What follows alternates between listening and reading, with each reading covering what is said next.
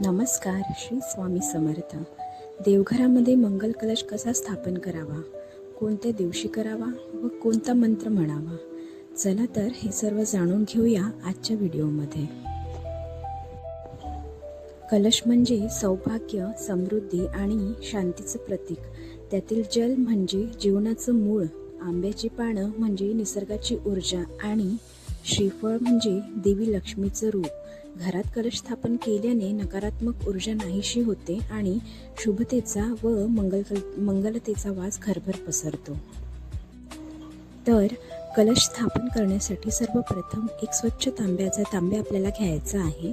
त्यामध्ये पाणी भरून घ्यायचे व लाल धाग्याने 5 वेढे कलशाच्या भोवती गुंडाळून घ्यायचे आहे व त्यानंतर कुंकवाने कलशावर स्वस्तिक काढायचे आहे आणि स्वस्तिकाभोवती 2 रेषा काढायच्या आहे.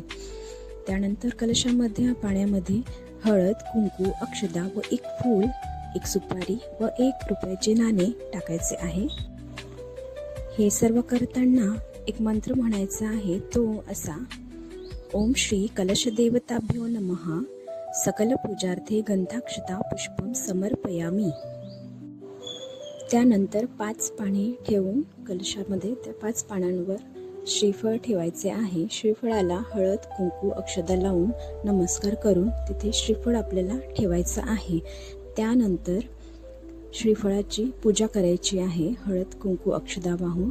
तेव्हा ओम श्री कलशदेवताभ्यो नमः हरिद्रा कुंकुम सौभाग्यद्रव्यम समर्पयामी. ओम श्री कलशदेवताभ्यो नमः अलंकारार्थे अक्षदां समर्पयामी. ओम श्री कलशदेवताभ्यो नमः ऋतुकालोद्भव पुष्पम समर्पयामी. त्यानंतर कलशाला धूपदीप ओवाळायचा आहे. ओम श्री कलशदेवताभ्यो नमः धूपम दीपम दर्शयामी. हा मंत्र बोलून कलशाला नमस्कार करायचा आहे. तर अशा प्रकारे आपल्याला कलश स्थापना करून घ्यायची आहे, अगदी साध्या आणि सोप्या पद्धतीने. कलश स्थापनेची सुरुवात तुम्ही मंगळवार, गुरुवार किंवा शुक्रवार या कोणत्याही वारी करू शकता.